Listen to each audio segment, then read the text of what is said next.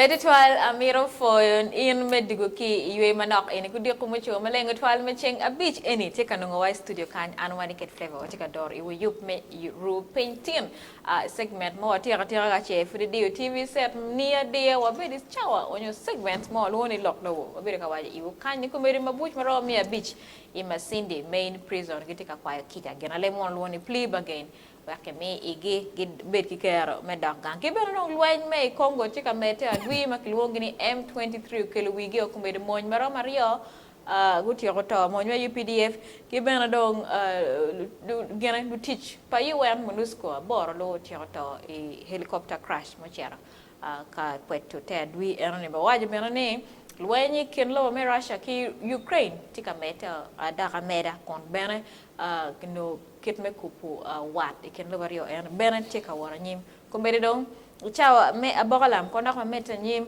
kikelu iwu lok ma nyena ngo ma tika timme e kit me yu poliel pa honorable Dr. Jacob Olanya tincha beach any flavor kumliel ubutia ka o Entebbe airport chawa aboro kita mego Babalinda wa kere minister for presidency ubion kingo Ethiopian Airlines tiene cingcabiet lega babere gange o kum yel ubufore gange ko cingcabiet ne do dek ne chario kum le liele buchero e parliament ka for ko wone ana ne kum MPs mo kane ma ko ge bere karo kiter kum ge airport e ter kum ge ot mo ko cer parliament ento pegi foro speaker ye the late speaker ye ngara chel ma ko mo foro parliament Pamero kelo argument kinyo, nyo pamero kelo chair lock mo kinyo. Pabana pe gamo pe ngone. Eto abiyaga ne gwok pe kit me waro, ma dit me kero pe en me ota ki office. Kerbel MPs mo kani ada bene gere tono ti e parliament, ma chala member. Ini anana chala waro. Ma dit ma gamento kero pe en. Jama chela rio mai wajo kom o paliel liel o ki Ethiopian Airline. Yes, chawa boru kuni. No dege ini tika pie Entebbe. Angini kapege mochi patron bel kuno mera betie eto pate winyi mabayro twal. Wa paron bel kuno direct ka kele ngoma tika bino so pat dong rong bel ka kenyo. Pe one chala one low TV and one low TV bi kele ko direct. Live updates. Yes, kit mono tika bino kere chawa ki chawa. O padege pagane o kero mo yenga ageni wo bibere kuno machalo live station a chill ginmana na schedule ni ichang beach tini o paleltie chengadi chengabiet kumliel voro gange man kampala mi yes mo yenga lega mateno teno bibere tie ki lok mo pat bibere tie kadong en kiti kwana keni chang rio noti parliament chang dek e kololo mene kit ma ngecha tikere ini geno don ko ranen ni mir waneno ni cha me giki mandok tika choy wa ko be roki nyolel kanum komo o dok choy dok en nen chalok mo ne mo kan ne ko no dok to chuin je ma papat dok be cha ko be tie lego ni wana idong mo be ma chuin ma tek ma chalo wak me Uganda ot me to be ma chuin gi tek do te me ko gimo mo ramo te men ma pa dong pe kono dong wa lego dong wa kwero ko na ye kit ma tikere gena chel ma angini put po be gik ene ye tie kit me wunyu gamento mi ke program la bole chalo bandera tika gak ikore flag furu be gaka kenyu pa ko ndo boro mano yek du berti ndo boro e chabite en man matika chaka manyenne gena chel mo kene mangini be berti yop ma pat na futiga metela wa neno yop district chala pa de ko kateke warga mo makao makunu umi rokcha bot sub county ki town council wang me pa de me rai chilling le mia bija beach ka che unity town council ke dong sub county ale mia de warga ina nena la wo social media ma o ma chalo lega nyo rokcha ne mia ki ra kit me yopoliel contribution towards you me yiko ko wat ma ba mun kit ma alano kere yes flefa kit me yub amer kan ko be ko wa chet ko gulu yo mor wanen ko kit ma yub ma ko chika wor kere pi winyo ni liel ko ma ko otion yub yo mor tika wor ni ko wa chet ko wanen ko video mana ini ko duk da pa mete ki nyamulo ini Olanya lived a larger than life presence on us. I got to know about Olanya round about 1990. when he was the Speaker of Makerere Guild. And at that time, Norbert Mao was the president of the guild. They got to know about me as a former leader at Makerere University because I was the de facto guild president of Makerere at a time when it was not allowed. So the chairman of all the halls of residence elected me as the overall chairman of Makerere. So in effect, I was the de facto guild president. But more importantly, I think we were of more or less the same mind with Jacob Olanya and Norbert Mao. So I remember one time they invited me to address the students' guild. Actually, the student body of Makerere University. And then I remember they kept on referring to a comment that I made at that time. And I said, there is no leader who is entitled to be loved by everybody. People will treat you the way you have treated your office. Of course, I remember at that time when Olanya was a young man and he was shot and the bullets lodged in his body and he was taken to Mulago Hospital. My late wife and I were very close to Olanya. We used to prepare food and take to him when he was in the hospital bed. Because I know for a fact that we are distantly related because Olanya comes from the powerful clan of Okarawok Oyerolei. And that is where the mother of my grandfather, Michael Chol, came from the direct house of Olanya's grandfather. So we are distantly related. And his father in particular, Mzee Okore, Nathan, knew my grandmother so well, and my father, and he was always with my father, especially around 1961-62, he was the chairman of UPC on the other side in Acholi, in Omoro, and my father was the chairman of UPC in Ngai. For that matter, we became very close, me and Olanya. And there is a line of joke we used to crack, some humorous joke that we used to crack. Me, Jacob Olanya, and the Chief Justice, Alphonse Windolo. We had some peculiar way of joking. And it was no surprise that when I was leading the team of Joseph Kony, LRA, in the peace talks in Juba, the president sent Olanya and Windolo to become, I think, observers at the peace talks. As lawyers, of course, that brought us very close together. And we worked on certain documents for the peace talks in Juba, hand in hand with Joseph Olanya and Alphonse Wildon. Of course, they revered me as somebody who was senior to them. So I am so proud of Joseph Olanya when he became the Speaker of Parliament. I am yet in the history of the Parliament of Uganda to find somebody who was so articulate in directing the affairs of Parliament than Jacob Olanya. I know that Wapakabulo was stated to be a very articulate person. I know of other people from independence up to the Parliament that I sat in, and even far beyond that. I have watched Olanya on TV. I was under him when he was was the Deputy Speaker. And whenever he took the mantle of speakership in Parliament, there was no better Parliament conducted than when Olanya occupied that seat of Member of Parliament. I challenge anybody who occupies that seat to do as well or better than what Joseph Olanya did.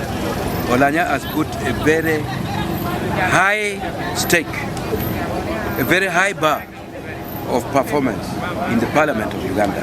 I hope that those who have now taken the mantle of speakership and deputy speakership in the Parliament of Uganda to hit the bar where Joseph Olanya put it. I cannot comment about what killed Joseph Olanya. Your guess is as good as mine, but what I can say is that we as Langi are proud that one of us, because there is no gainsaying that Olanya is not a Langi. The only thing is that Olanya was born, groomed, and grew up in Acholi. But his blood is that of Lang. Olanya is a Lang, without a doubt. Olanya, for all purposes and intents, grew up and lived like an Acholi. There is no problem about it. After all, Lango and Acholi are one and the same. But Olanya is a Lango. And there is no conflict between that and him having been brought up in Acholi and lived like an Acholi. So let Olanya's spirit rest in peace. I hope that he will be given a befitting burial, and I hope that Olanya's demise will be a unifying factor more than a dividing factor. The language should not be divided about anything regarding Olanya. We should be united and give Olanya a fitting send-off. I think that's about all I can say. Be foil twal meneno chal kidwan matika kartiki Omoro district ping beti widi dong dano tio kinge ni kum la todo bu otian feva kere wa kere kamaleng ne madano wini kere kwana meto ubere maleta twal so me kum la to o kumbeti ni nge wo Omoro kuja kum la to pia o eto beri bene wati ne chal mati katika maleng ni dano kumbeti kitiki widi we ta ken ping me yup mabet twal me kelu me o Wainero Manodi and Omoro district. So, come on, check on Mero for Conket Keladana Ticati Pekere. He kept me for the man favor. In Anova, to Berugin Maribudano, to Bergina Funidano, to Bero signposts, to Berjalo history, Matergino Tema Nich, keeping our in it to Rejalo signposts, Matiti Gin Matica Tema Nim, Nugin Mukana Matica Bini and Nim. Enigin mato okana monge mape binyang makauno neno dange one ne mato te ka chor kere pe bino ngar mo kenyo doctor na pe bino dana erere no dana da ka wen ko bet kenyo kene ka dok mero ko pe ne mak dana dok te ko pe ko ne wena ke to ba don kita ke yubo kere o mi don wakat ki cycle ni si wet eno me wajini mono da lu ni yupepe luok descent of Lokone yome molo yome waro neno ko tij mutimo ko wen lobo anyim mono tika neno ne be mo karangich egini wa neno la wo national resistance movement ku katiki kelega secretary pa NRM lok ma pat to berga lok kenyo la ditalo ay winyo lok achel pa mike mokola ma wajane lelo la nyo yele mada meneni wa anybody surprise ni actually Gelao gumi kuiro ke West Nile gumi kui bot NRM on record wa yang on patina yang on kui magi bolu kui akema ma pay time kui mono chuin ka eno pongo ma inel da de char bolu kui ge jema mo ma tek ma da eto kitno la nya char yego kere wa du ma mol dan bolu kui ma fort meno gin ma en wi ma chal mo kola tabi wile on record meno gin ma la wana ni kin lok ma papa no bela kare ko lok mo kene ma duom why lok me like ma ko NRM ko kaso yobani Abir kong win kong lok ma la det chairman no but ma anti la rem la to ma tek lok ma tek o mi we lok e duane amir kong win kong duane ene kada ko du ko mete ke nyam lok ene.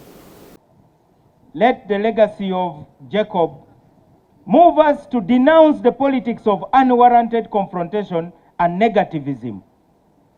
We believe that in a multi-party democracy like ours, constructive dialogue, consultation and cooperation between the ruling and opposition parties is not only desirable but essential.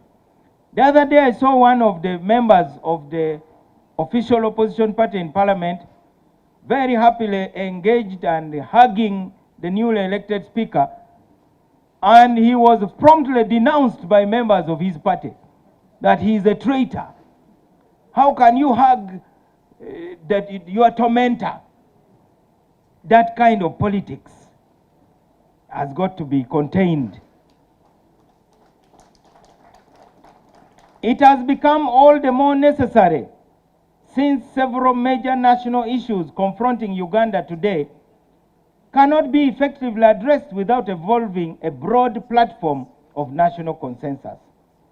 Some of the issues where such a national consensus is most urgently called for are constitutional and electoral reforms, the relations between the central government and the building blocks that make Uganda, population policy, empowerment of young people. Why is it that it is in Uganda where a young graduate on his graduation day promptly announces that he is the next MP of the constituency? Who are going to design the apps? Who are going to be the young innovators of Uganda if politics is the only career? It is important that we develop a policy that will keep the youth busy innovating for the country. We need consensus on border disputes, environmental protection, institutional guarantees for the welfare of vulnerable people.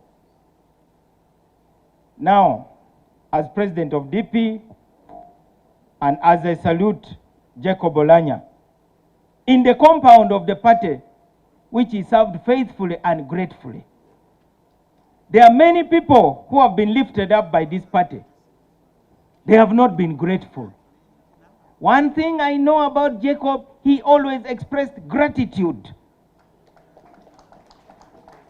Gratitude is not something which everybody finds. Even in the Bible, Jesus healed 10 blind people. Only one came to say thank you. Everybody wants to feel entitled rather than grateful. I want to testify. From the moment Jacob left his UPC party, he never looked back. He loved Uganda, of course, but he was fully committed to his party. And if there is any of you who may have had misgivings as to his loyalty, talk to me, because we had those difficult conversations.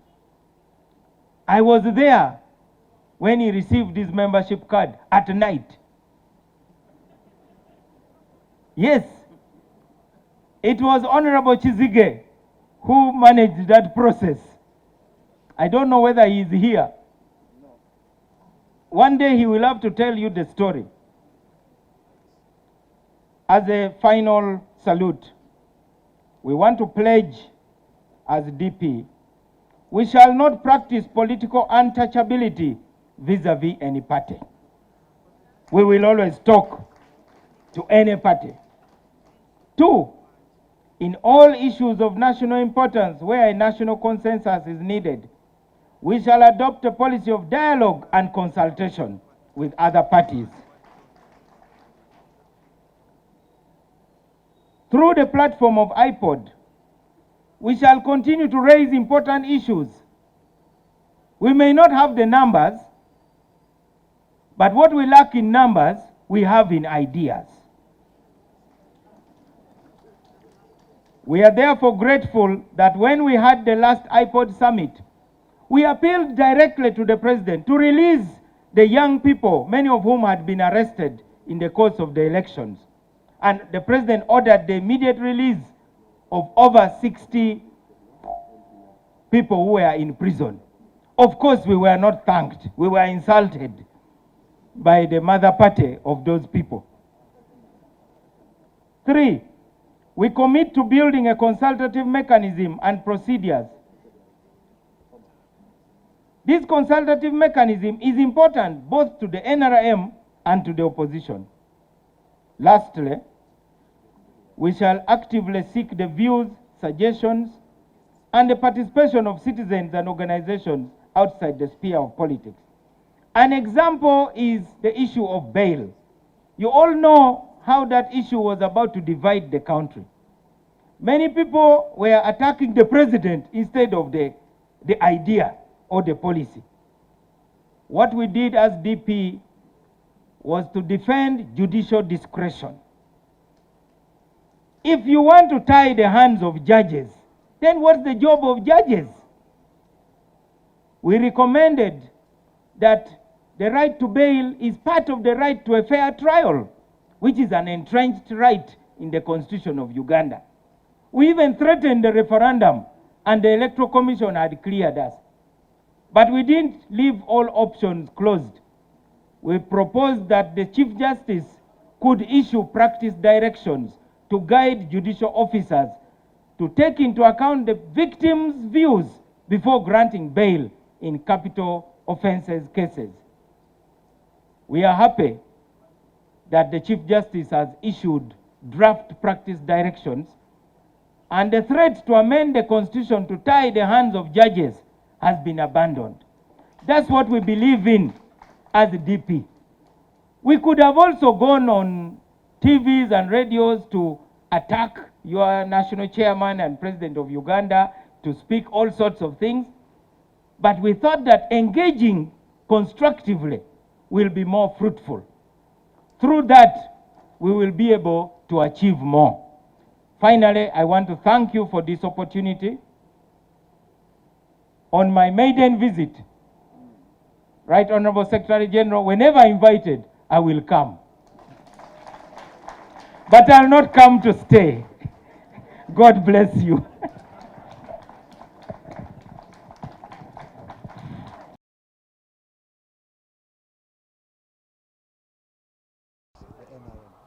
Well, achako ng'eyo an nyinga niluongo Dr. Doitanga.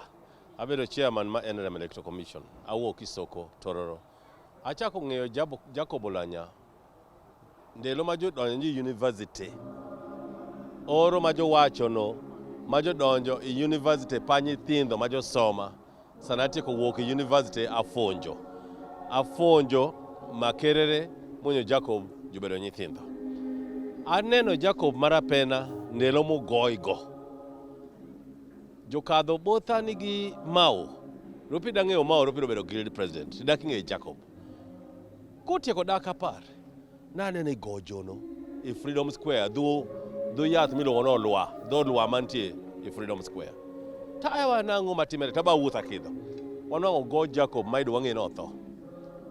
Munya penjo jolweny ma jogo Jacob. Jwani go ajuma jotimo strike. Taluongo jawan anaja NRM. Abiye gi chien ka. Wikiru nek nyithindo ma university. Ropili gima jotimo me, gima chik yie jotimo. Mena ndelo maneno Jacob marapena munyo donji university. To mafuri ko donji university anda jafonji Kololo High. Afonjo Kololo High history. Tabedo gi nyithindo ma Kololo High mi wan jokitundi ni jojo gore jokitundi ka penjro go tudar jono ni miawi ot dhu somero ka nindo kenyo alafu nyithindo meto jotundu. Achako fonji sawa chiel gadesh mudikini. Ayawo tarwako jo A6 tafonjo jo kanjo madong jubino sario gadesh. Ango Kololo High. Mena madoka ne Jacob. Ne Jacob wanto nyathi mine ma kis penji ma penjo duoko maberama. To an anakija somoro me anaja Kololo SS. Tawinjo ni nitie jafonji ma history maber ka. Amunya bino ane omeran biye class para. To Jacob chako bino kantie gi sawa. Mena kama neno Jacob. Sano neno padaro mutegino, mudongi chalo, musomi chalo, to nyathi mariek doko momiyo ji wor. Munya chowo meno tang'eyo Jacob paka ja UPC mateka swama kiwire. Munya timo research para ma PhD gana riyo gauchiel gana riyo gabich. Aromo gi Jacob gulu. To Jacob sano kuluwo imito ni winji gima wacho kosa luku mu government marach imita ni winji. Ja Congress to munge luo munge tieko makimakingi. Ruma chien mu Jacob odonje NRM. Tachako nyaka ng'e Jacob kama idon changa king'eye. Kenya manyaka ng'e ni Jacob obedo nyang'ithi mateka swa. Nyang'ithi maber Uganda King. Marariyo munyo niti parliament. Odonjo both wapa NRM. Mabedo member ma Central Executive Committee. to Jacob bino to lo kwir ma northern o lo jaduong' miluongo ni Sam Engola to bino donjo ndir mo donjo to winjo ger ma debate nitie Central Executive Committee to war jaduong' ma piny ni jaduong' meno ka paka sekri po bedo ji ma ju nitie malo tek magi ma ju luwo piny limo kume. Me achiel olanya tie dano ma uno kwano la ngech uno ng'eyo je maduong' ng'eyo lok pa dini, ng'eyo lok pa tela, ng'eyo lok pa chik an ng'eyo kit me lok ke dano me ario dana mel biro dana chunye yom la yom chuny la timo kija gi dano yor ka ine timo bal ire bino kwaye kija ene bino kwaye kija buri ni tima kija la yom chuny la ore ma dekene dano ma tiki ore ma yomu chuny dano ka ine penyu lu remero wen ka chela ibi nongo ni almost lu remero wen ngan man tiki nying ma pat ma eno la nya luonge kere gini ngar mo ne eno ne chalo anno wa luonge ni owora leba lu meno la rema ma luongo ki nyinga pat gen ke chief justice dolo gilunge ki leb mukene lu remero wen luongo ki leb ma pat meno keto la nya bero kere no mana wan chalo lugo why missing la tela ma uno lok madonye chwiny dano uno olanya katika lok wa penyo pian loko gonyo jemiro wen makaro tiro lok no widan wenyo niang padong pepe no itiki kar me peny ene kit la tela mo be missing ipati an ki northern Uganda Betwal afoy nano chel kid one chairman Norbert Mao la rem la to madir iwayom ni olo tika lok ni tek chwin beba bube kilega man la wo tiano ma wan be ki kan live kan I one low TV flavor any na be ki tamne olo lega ini ki bikero ka chele ento iti nano ini dul padi kitika ka chele me yupo lega be la diet ulanya manyutini kira wai kere kanye ni to pa ulanya tika kilu dano poi dano padi wen ka chele wana nene mina wana tore budano to tie la nyut mabipi na nyim ka in pere pe eni ka upor bori kono menu gin mo kenu meri ni penye wini portin ka cha dire ma chanti kwijela u maja wana wajibe ober pade polo kech dire ma ja nyo tinni watika jolo lanya en kong lena lanya komo beri polo kech mo logo ben ma tek wilele enu ni ka wi po lokon berda loke ka ono bene nyeyo ni neno machalo la neno cha pia nendo piare no mege no terra ka neno ni ki come wilele polo kech ana neno munyo ene ober nena ena ka keno in pepe ngeyo to ni ober neno mako man o kana mong eno no ene la tete maleng ni gini ba obibine neno ene ki come lu twa loko bi maka an ka kanya no betime eto man no ngong mo baro tuweo kawe no yang ngweo no kono ngweo ngeo chon do beno yo pepe ra do beno chon chi pe balo do timero mo gen ki la dit yele ane ka mati senior 5 which jubilees I remember around 2002 ena ya neno anu gi ka chel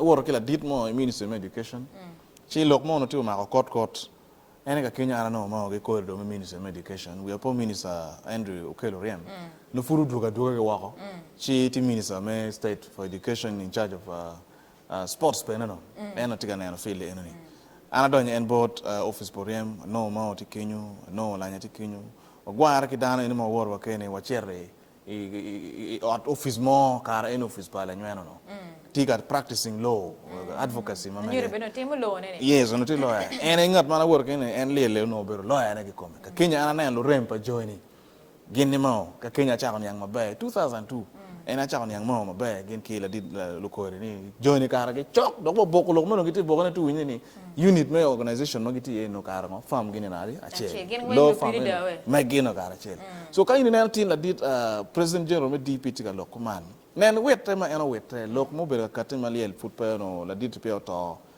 press conference obero kere ka temo choka mo Michel ka go chimbo deputy speaker by then megamong mono chimpa chimpa Jacob petika donye penena de kuipo wana loko kan penalty ga lo CJ machala la dit dolo be coupe gen ki mo getene ka chel ka mo ngere yo gange mo yenga gi no dong tuo de yoti ot Any moon don't you know friendship and what my chon.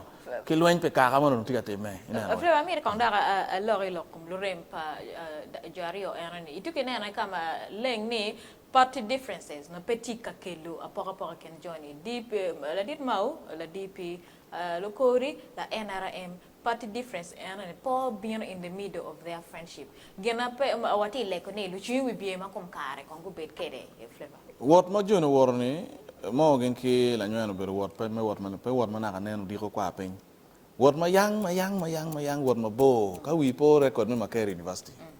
We po ni jono belo tale Makere.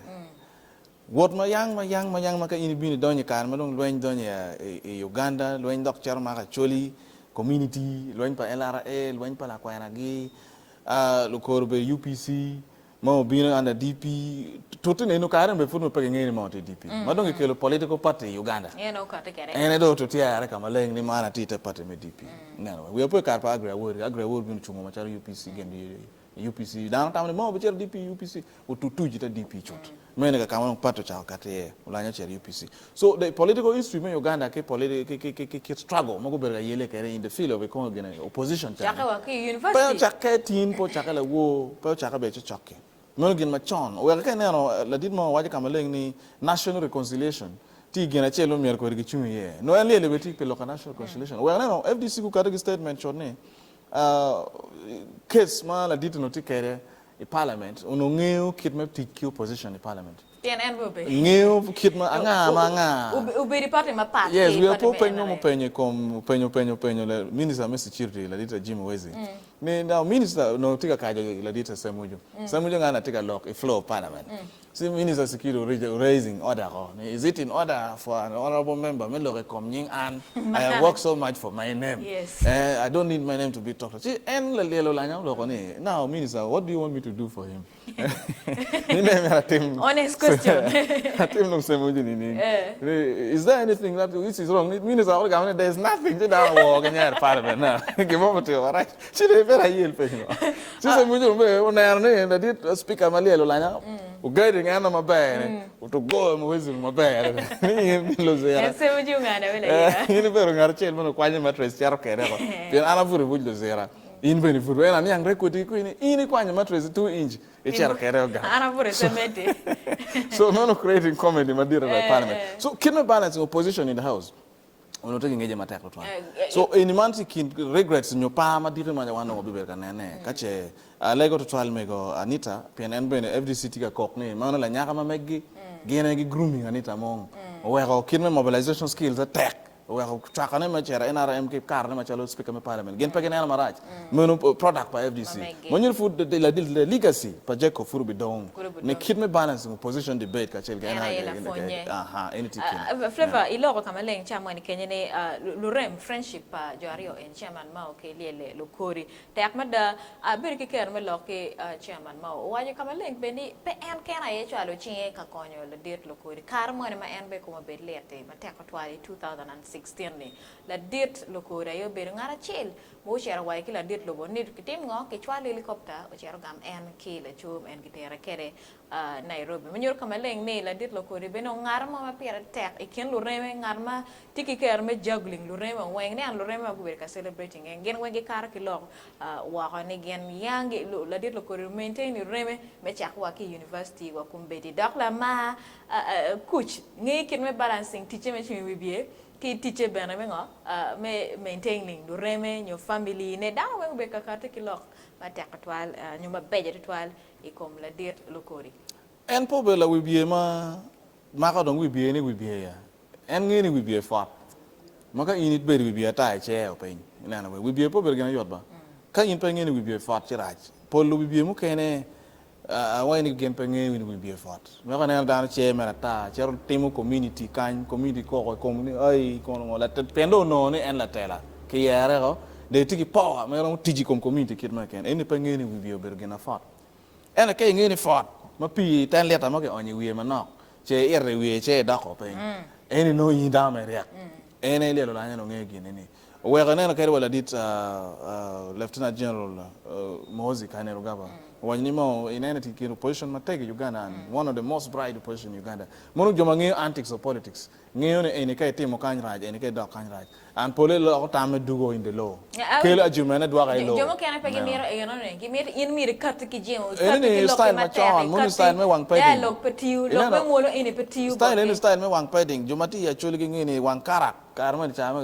wang peding wang karak ni kare ne pap ta tim la temane gino yelo wila dit bes jo enba lok man me ka view man ma inte mo ta tek pepe to tal pene ngaro men rom kelo kare tiu gi cheke kumi diro ina ke be ga playing kere gi chek i parliament dira mama babu zukari gini in public order management bill mono e mete mo containing kit pressure mo ma tek ma tiga bini little did you know ni en be da ko be pore ko me kan ma antika yeni so kitane na kere oppositions go be ga balance kere debate among balances or line balances that debate so public opinion mirengi kit me chunye ka kwene ma injenge ye mabe any poll car carry constitution when the power belongs to the people kaini we te guvu any gen mo kaini mano ini ngako pole na jomo kaini mano pay be the political party any be the political party any koni pen yang we ga me credit ma da bot jomo be the opposition and go crossing go chera NRM gengeo kit me balancing game plan anyway ni kan be bergal president mo be da dui ko elum ko do ti gamente I komme ngi kin me balancing chuora me lwen mo chuora pe me lwen yo we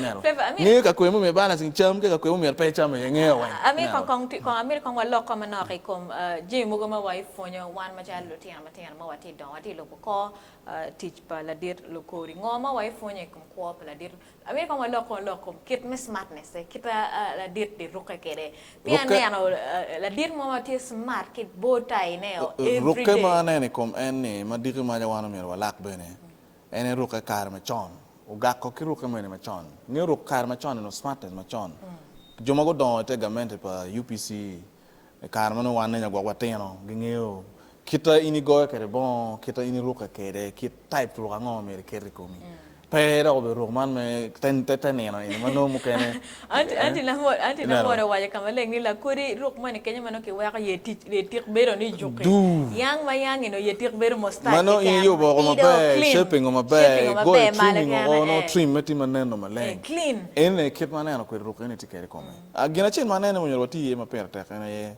go ko culture of honesty betie e kit maneno be gitara ne kere culture of honesty o mi beto kamale peni pober dana ma ne no no la tok chuora to twali te chuora gel ma chara dana wano go no mo to ka chela ria dek mo kamo eta da ni be dit that's why no dek chuora la nyan yes we nyu anyeng ene betie but it was no be dit fon dwong for it flavor fon dwong ma wife mete ki fonye ne e kom lele honorable Dr. Jacob Lanya makome otien in Entebbe International Airport one kanye wando TV we berki ker makele I will live updates ne kan jage Entebbe para wangano komdiel o wa imuyenga gange ma Kampala ni kon wage kan I chawa me abogalam konda ko chatwa yue kawadigi